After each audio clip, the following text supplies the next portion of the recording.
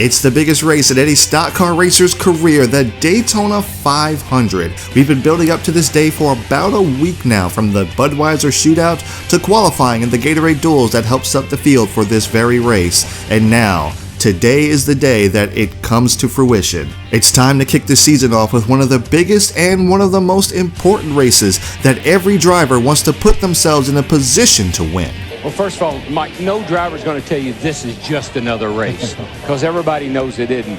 And the odds favor some, the gods favor others. And you know, in most sports, you can make a mistake at the beginning of the event, the middle of the event, maybe even near the end of the event, and you can still come back, recover, and win the event. But in this race, where these 43 cars are going to be racing at over 190 miles per hour, one mistake by the driver, the crew, or someone else, and you'll be like I was those first 11 years, you'll have to come back 12 months later and try it again.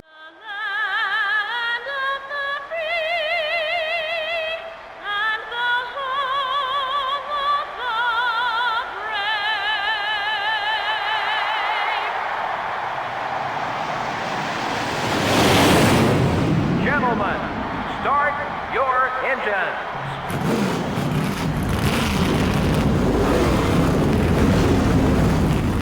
The edges are fired here at Daytona International Speedway as we make our way off pit road to begin the pace laps for the 500. Here's MRN with the starting lineup for the field. And here's the starting lineup for the race. Starting out front are the 21 car and the Mark Martin Ford. Starting in row 2 will be the Ganassi Racing Dodge and the Caterpillar Dodge. In row 3 are the Napa Auto Parts Chevrolet and the DuPont Chevrolet. In row 4 are the DeWalt Power Tools Ford and the Singular Wireless Chevrolet. Rounding out the top 10 starting spots are the Dale Jr. Chevrolet and the Citgo Ford. The 6th row has the Home Depot Pontiac and the Kodak Chevrolet. In row 7 are the 117 car and the UPS Ford. Starting the race from row 8 are the 1 car and the GM Goodrich Service Plus Chevrolet. And in row 9 are the M&M's Pontiac and the Dodge Dealers UAW Dodge. Starting in row 10 will be the 16 car and the America Online Chevrolet. In row 11 are the 45 car and the Team Rusty Ford. In row 12 are the 142 car and the Interstate Batteries Pontiac. Row 13 finds the Tide Ford and the 5 car. The 14th row has the 19 car and the Square D Chevrolet.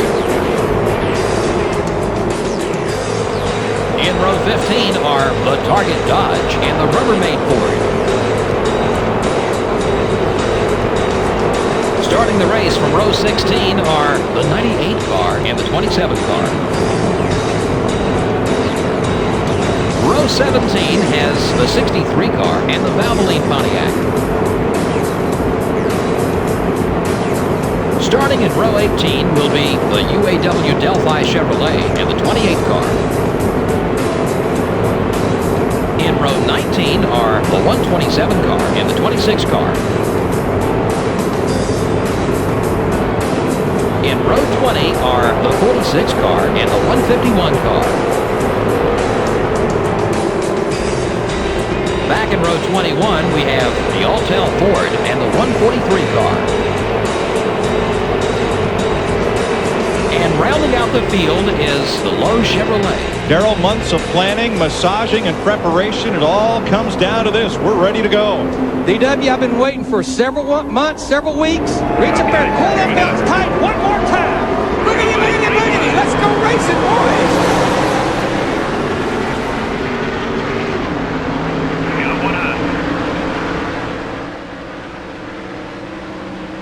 Almost a 3-car breakaway down into turn 1 as we side draft Mark Martin going into 1 that time. Getting all the momentum we can, getting all the speed we can out of third gear before shifting into fourth and pulling a pretty decent gap on the field, but Sterling Marlin is right there. It is no surprise that Sterling Marlin has some speed here at Daytona, as he was on our tail for most of the race in the Gatorade 125s. As we come down all the way in turns 3 and 4, we've improved the setup just a little bit to make the car not so loose, but just loose enough to where it's still fun to drive. Here comes Sterling Marlin looking on the high side. Can't quite get the drafting help because it's just he and I that have broken away from the field as we complete lap 1, going down into turn 1 to try to complete lap 2. Sterling Marlin drops in line behind us. He lays back to try to get himself a run, but can't quite get there. We're going to stay to the bottom of the racetrack, try to keep the draft broken on him, as it looks like the field is starting to catch up slightly.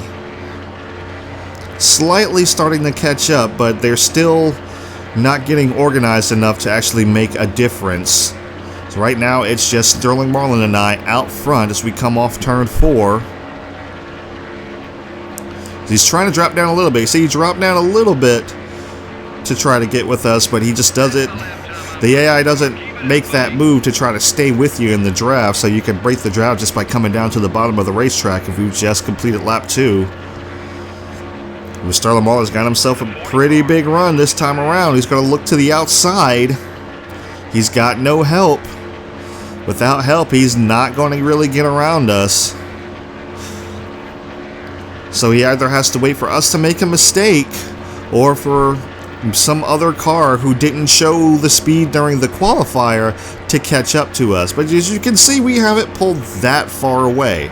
Then again, we are only on lap 3, about to complete lap 3, coming off turn 4. Looking high once again. We're going to stay to the bottom of the racetrack. And now we're on lap 4. This is a long race, and I wanted to try to...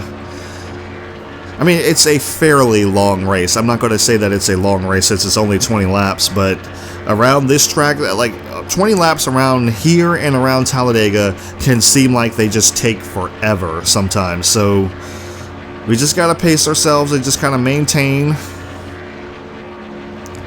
We know the speed we have in a car. We know we have a car capable of winning. But the fact of the matter is, like, it's still a long race, and anything can happen in this race. We could come down pit road, and then a caution come out, and we're trapped a lap down, which would suck. But, you know, anything could really happen. There could be a big wreck. We could be going through lap traffic, and there could be a big wreck in front of us. And, you know, we get so much damage on the car that we lose a lot of the aero speed, and just, you know, like I said, there's many things that can happen. You're never guaranteed to win here at Daytona if you got a little bit skatey off the corner there. We did start to pull a gap on Sterling Marlin. We still kind of are, but if the car is going to get loose like that, we're going to have trouble maintaining that gap, as we have pulled a big gap over the rest of the field. The field has fallen back quite a bit, or we've just pulled away quite a bit. Tires are starting to wear just a little bit as we're on lap 5. We come to complete lap 5. Front 2 tires are already beginning to wear. That's not a problem. We can still make this race on 2 tires. Like I said, I always practice to make sure that I can make it that far on the tires and everything. But I do scrub off speed, but not that much. I'm not really hitting like 194 miles per hour, 195. I'm not really hitting that on worn left side tires. I'm usually hitting around 191, 186 to 191 is usually my speed on those worn tires. Still fast, don't get me wrong, still fast. They won't catch me if I do 2 tires, but you know, I know I'm not going to be as fast, as we just logged the fastest lap of the race of 46.931. And it's quite possible that is the fastest lap of the race altogether. But we just logged our best lap. I'm not sure if that is our best lap of all time. It may be. I'm not sure. I'm not entirely sure. I don't think I ever got lower than a 47. So we definitely know we have a car that's hooked up, but Sterling Marlin is just right there, just creeping, man. He is not letting us go. He's not letting us get too far ahead of him. He's only about 0.3 seconds back as we just completed lap 7. Just past halfway on gas. Shouldn't be a problem. We're going to pit around lap 10, lap 11. Oh, here comes Marlin. Marlin really charging through that corner. Got himself a really good run. We didn't scrub off that much speed, so that's kind of interesting as we check on the tires again to make sure that we're not going into the red. We don't want to do that too early, but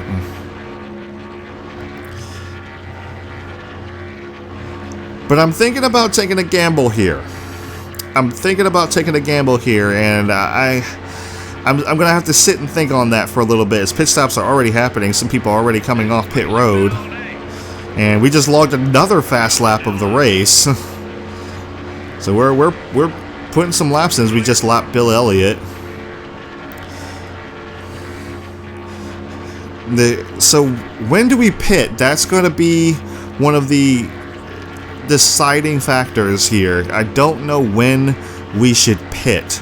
I don't want to pit with too many cars that can slow us down on pit road. I don't want to pit without too many cars, you know, because I would like someone to draft up against if I needed, if just so happens I need to do so.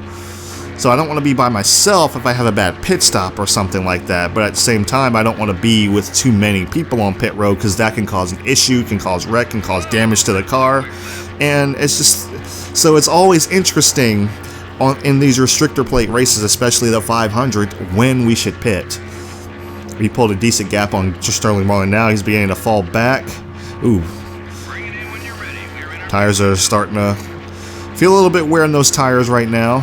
And I'm assuming Sterling Marlin is as well. This is why he's falling back. Yep, we're starting to get red already, but that's okay. We could still make it. Sterling Marlin pulls down to the bottom of the racetrack. I'm assuming he's coming down pit road this time by.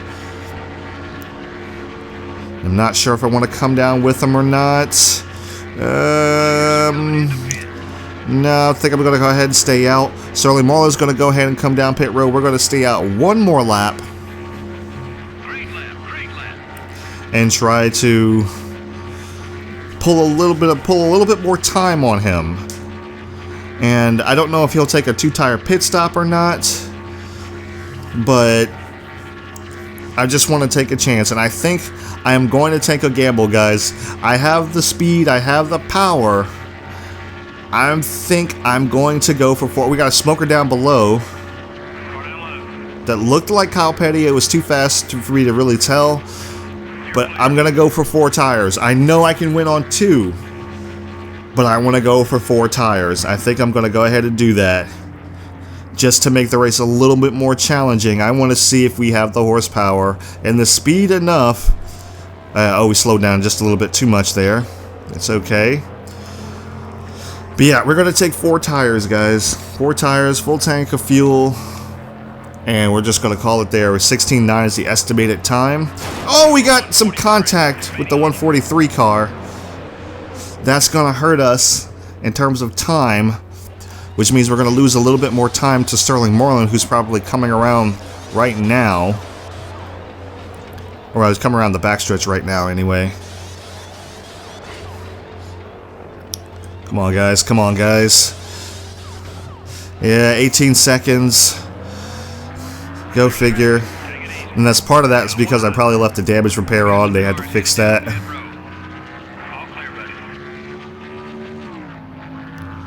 And I believe Sterling Marlin he's coming around this time, I think. No, I think he's already passed us. I believe Sterling Marlin has already passed us. The leader is now coming down pit road. I thought he was coming down pit road. I guess he's not. He's not too far behind us, though. We've come out 16th, but pit stops aren't complete just yet, and we're definitely not up to speed just yet, so we're going to run the middle of the racetrack. Try to get us, gain some speed, gain a little bit of a run there. Let's see where we're going to shake out. The leader still has to come down pit road. I'm not sure who the leader is at this current point in time. We've already made up some positions. We're going to get up to 11th as we pass Jeff Gordon, who's coming out of pit road. I don't know who that smoker was earlier. I'm definitely going to have to check to see who that smoker was in the race earlier. Hopefully that wasn't... It didn't look like Dale Earnhardt Jr. I would hope that Dale Earnhardt Jr. did have another engine failure. Because he had one in the Gatorade, not the Gatorade duels, but the Budweiser shootout. He had an engine failure. And I believe Michael Waltrip finished pretty well, but yeah, he might have pushed that DEI engine just a little bit too hard. As we've definitely lost a little bit of speed, but not much. We've circled out. We're in the top 5 now, about to get to 4th place.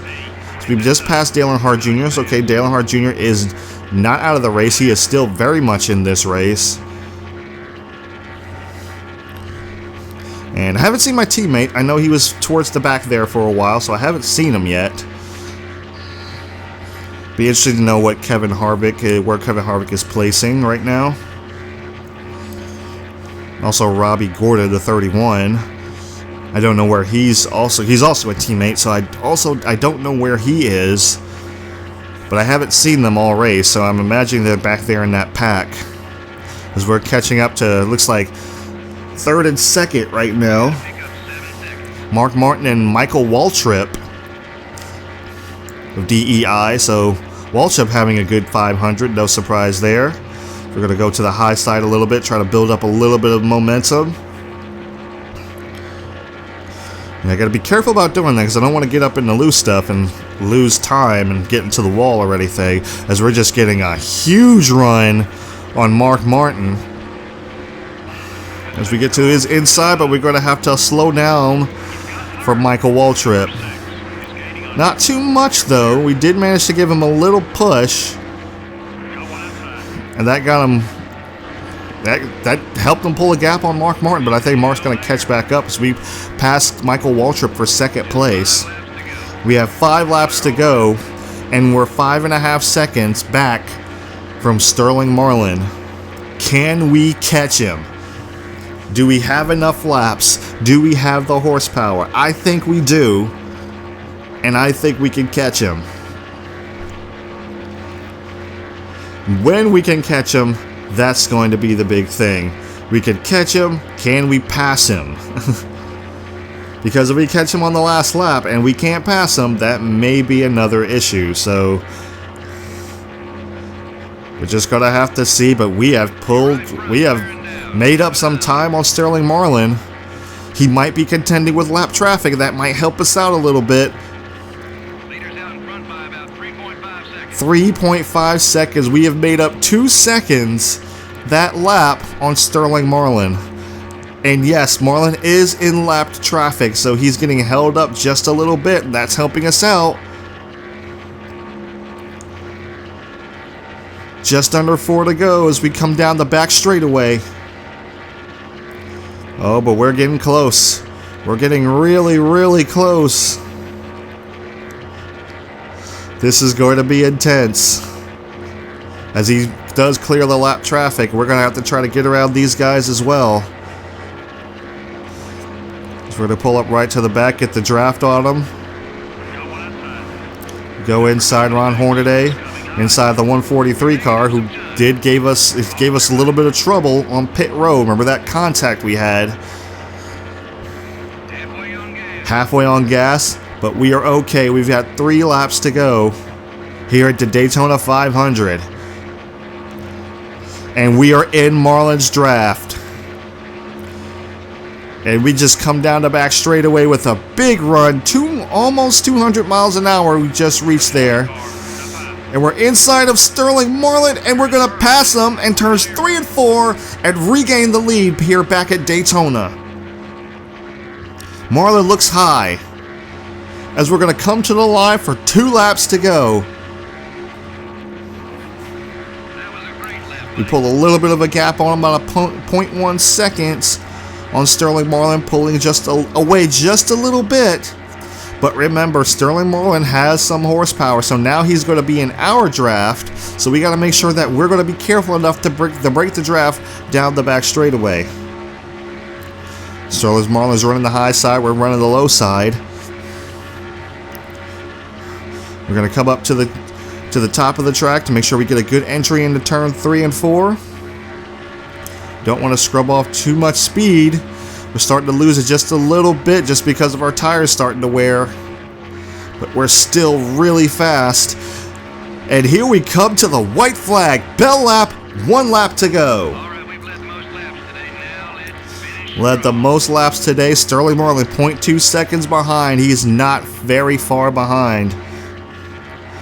As we're coming down through turns 1 and 2. We got on the apron just a little bit. Ooh, a little bit slippery. That's going to allow Marlin to catch up to us. Here comes Sterling Marlin. We break the draft down the back straightaway. Marlin's got a little bit of a run. We got to come up to cover. Keep him pinched up there. Into turns 3 and 4 for the final time. Marlin looking to the high side. We're staying down on the bottom of the racetrack, trying to keep that momentum. Marlin looks high. We come up to cover. And for the second time in a row in the NASCAR Thunder 2003 Let's Play, we are going to take the victory at the Daytona 500.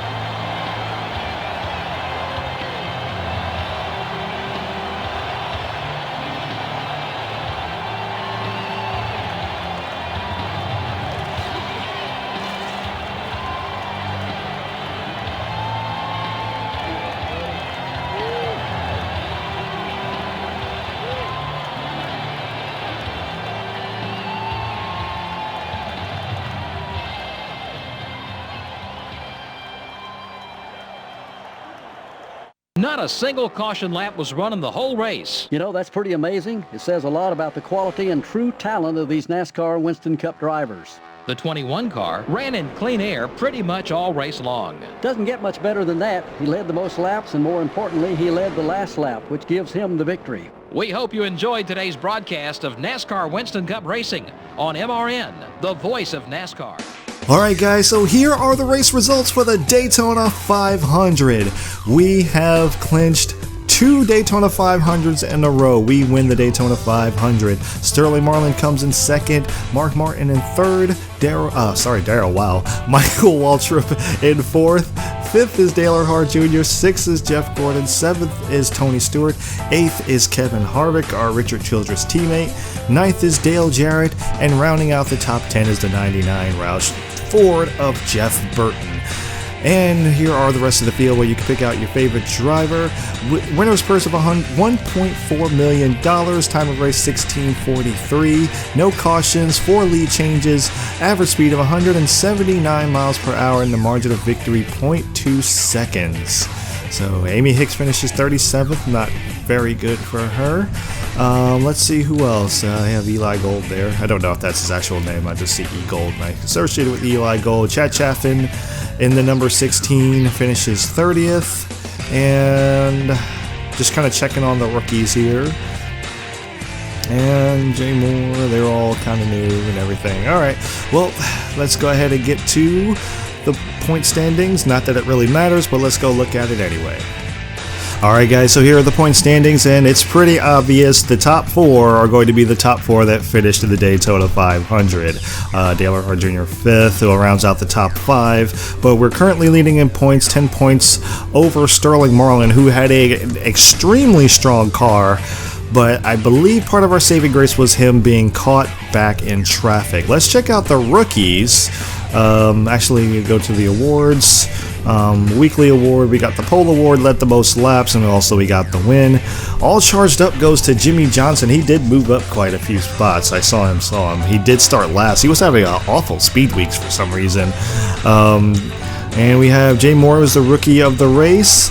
And the move of the race goes to Mark Martin. I was nowhere near around him to see it, so I'll have to like just kind of. I think I'm the move of the race. I'm just saying, I think I made the move of the race when I caught and passed Sterling Marlin with just a couple of laps to go. But let's see what the rookies are doing. We got Jay Moore, Todd North, Chad Chaffton, A. Smith, and Eli Gold, and another D. Clark. Now, I believe he was only running part-time last season, so this is probably a full-time season for him. I believe you have to be running full-time to be qualified for this. But, yep, so far, looks like Jay Moore is out front. He was the leading rookie of the race, so it's going to be interesting to see what these guys do. I'm going to be keeping an eye on Chad Chaffin there and see what happens. But, yeah, guys, also, we got a poll, so we automatically qualify for the next Budweiser shootout, so if we so choose to continue the series. But, yes, guys, that is it. Feels a little bit good to have 2.8 million in the bank, or 2.9 million in the bank close to it, rather than just, 800K, which is what we left off of, which is what we started the season off with. But we're starting the season off with a bang. I'm so happy I decided to do those, just make it a challenge for myself. Like, I could have definitely taken 2 tires.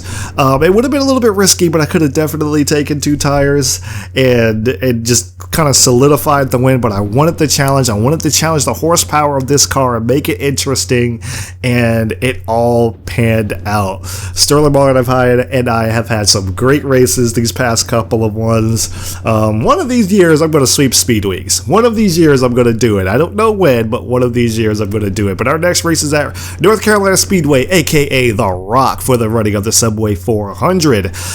Oh man, this got me pumped up for the season. But